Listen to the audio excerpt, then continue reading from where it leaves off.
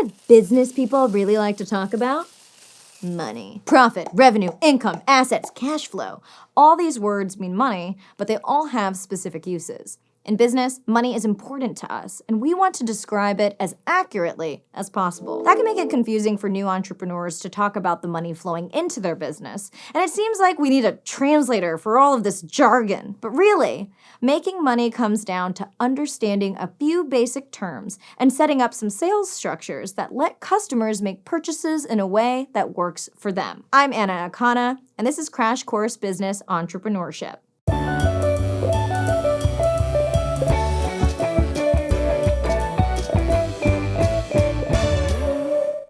Money can be an awkward subject, I get it. But to make a living, have an impact, and be taken seriously at decision-making tables, we entrepreneurs need to know the ins and outs of our business, including the money stuff. And we believe that one step to making the world more equal is making money less of a mystery. So let's get rolling. If we consult our finance to English dictionary, we can see that revenue is the amount of money a customer hands to us when they buy a product or service. To calculate it, revenue is the number of things sold times the price of each item. But that's not the whole story, right? Making a product or offering a service costs money upfront, so we cannot ignore expenses or operating costs. That's money spent on operations to generate revenue, like for employees, supplies, or equipment. So profit is the money we make if our revenue is greater than our expenses. To calculate it, profit is just revenue minus expenses. So if you reported $1 million in revenue last month, but spent $999,999 making your product, you only made $1 in profit. Revenue, expenses, and profit are the three basic concepts we need to decide how well our business is doing financially. When it comes to other financial business speak, Investopedia or Accounting Coach are great resources. Lots of words might sound fancy, but the concepts are usually pretty simple. Now that we speak the language, we can ask an important question. How do we actually generate revenue? Gotta make that money. Last episode, we learned how to be persuasive and hone our sales pitch, but we also care about how customer sales can be structured, known as our revenue streams. Basically, revenue streams are decided by what we're selling and how we want to sell it. Like how small water streams feed into big rivers, our revenue streams make up our whole revenue. If you have a physical product, a product sale or asset sale is a natural revenue stream. There's a transfer of ownership rights, so the customer gets a physical product, and you get money. As long as there have been civilizations trading, there have been some form of product sales. For example, a hardware store sells hardware, a bookstore sells books, Target sells so many things. I mean, that dollar section is a dangerous place, my friend. But maybe complete ownership is not the goal at all. In some cases, you could charge a usage fee where customers pay based on how much they use a thing that you own. Utility companies charge based on how much you leave the lights on. Buying a whole power grid would be impossible. And your cell phone carrier charges based on how much data you've used. You are not buying entire satellites. Next, there's renting or leasing, which is slightly different. You charge a fee to grant someone the exclusive rights to use a thing you own for a fixed period of time.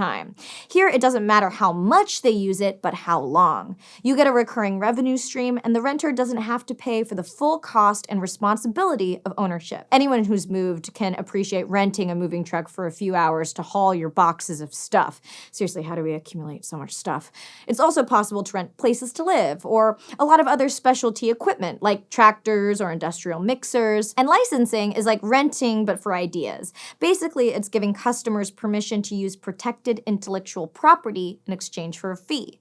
Licensing is especially common in the tech and media industries. Patent holders can grant other people the right to use their technology for a fee, or creators can copyright their IP and sell licenses for other people to use it. For example, Marmoset Music supports emerging artists by licensing their music to large corporate brands for storytelling, like in campaigns for the Academy Awards. A popular revenue stream in the brave new world of TV and music streaming is charging a subscription fee to sell continuous access to a service. If you're a student, you can pay one convenient fee each month to get unlimited access to Hulu and ad-free music with Spotify. It's like they don't even want you to study. But there are offline subscriptions too, from meal kit services like HelloFresh to boxes of new clothes from Stitch Fix and Trunk Club, or even gym memberships. Then there are revenue streams if you're a middleman, like if customers are looking for someone to act as a go-between during a negotiation or transaction.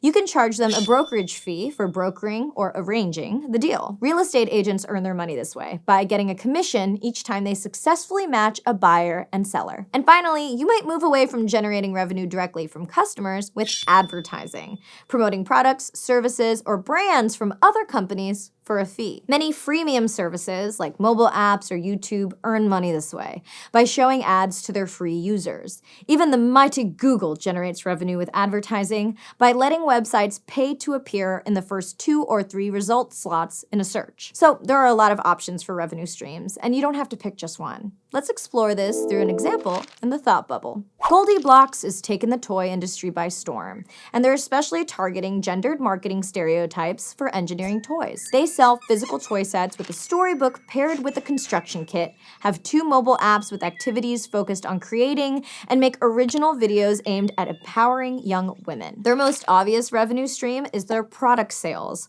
Customers can buy their 6 toy sets both in toy stores and online, and these sales generate revenue. The popularity of their toy sets was enough validation to show there's a customer demand, so GoldieBlox expanded beyond toys to books. They've published and sold 4 chapter books in bookstores and on Amazon. GoldieBlox also looked for other businesses in the girl empowerment community to partner with, and they created special kits for the Girl Scouts of America.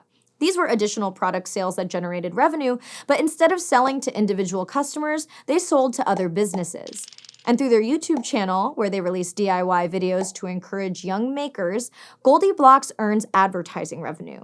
Advertisers pay YouTube for ad space, and YouTube pays creators depending on a handful of factors, like how many views their videos get to how long people are watching. But GoldieBlox is still looking for new ways to inspire young women and add more revenue streams. According to press releases, an animated show is in the works, which will likely generate more revenue from an existing network like Disney or Netflix. Or if they decide to go all in and create their own content platform, maybe they'd have a subscription fee. So GoldieBlox is growing, but they started by focusing on just one natural revenue stream. Thanks, Thought Bubble. While you ultimately want to diversify, you don't have to do it all at once.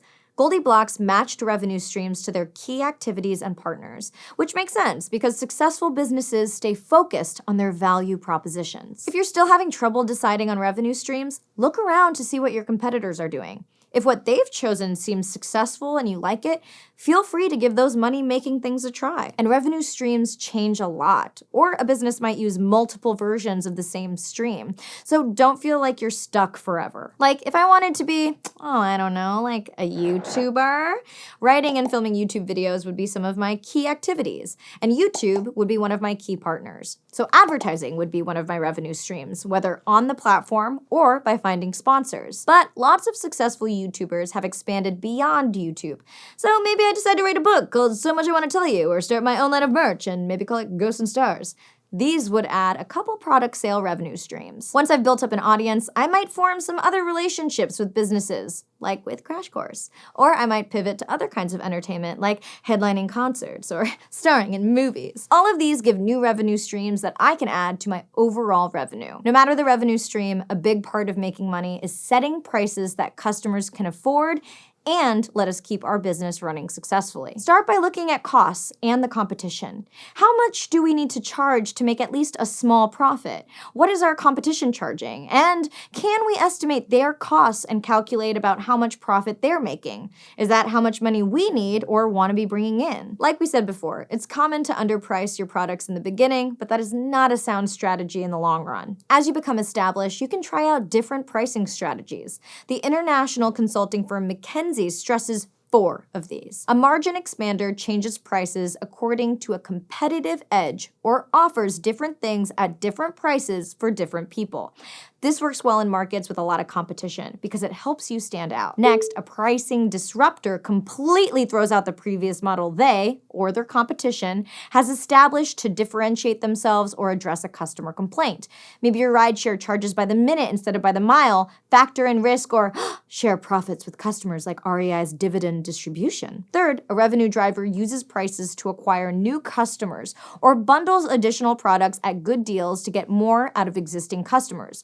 Freemium models, where you let customers try your product for free for a limited time, have become super popular. And finally, a pricing pioneer is bold, it's radical, it's a pricing disruptor and a revenue driver all in one. These entrepreneurs completely change up their pricing model, but they also introduce new products or services to get more value for them and the customer. No matter what, reevaluating prices means listening to feedback from your customers about what they like and need, while also paying attention to the competition and your costs. The bottom line is, do not be intimidated by the vocab, and pick revenue streams that are natural for your business and what your customers want.